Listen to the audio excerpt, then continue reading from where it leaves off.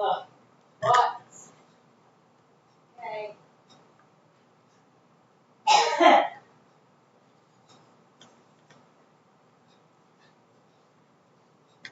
Okay. Night. Okay.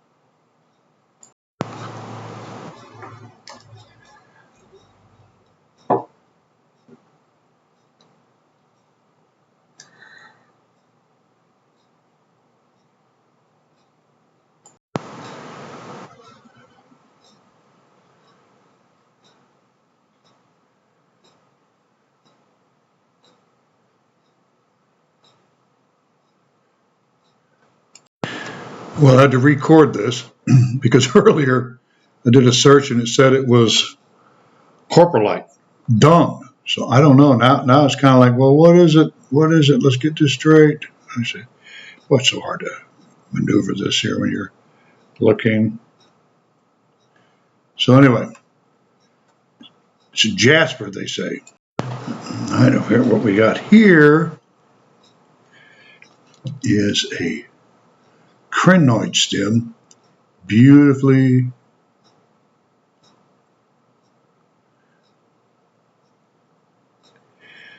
Yeah,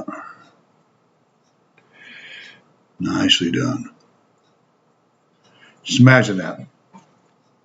Sitting in the ocean, enjoying itself, flowing back and forth with the water, and then, bam, buried under huge amounts of sediment. Just squish out all the minerals and fossilize it. Now here we have what's called a gastropod. Again, a guy just enjoying his life. Now, this section over here, I can't find an identification for it. It's almost like it's I don't know, some type of brachiopod maybe. But I was more, but I didn't even notice I had that until I picked it up out of the ground. So there you go. That one's cute. Now this one is interesting. It's the inside mold from the inside of a brachiopod. So picture the outside, which I have an outside one.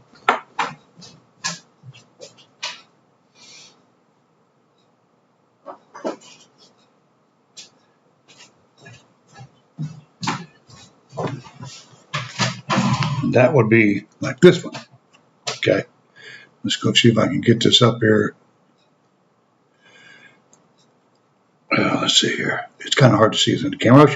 I should just go ahead and raise this. Can I raise this up? Let's see this. Hello. Let's see if I can focus out here. Okay.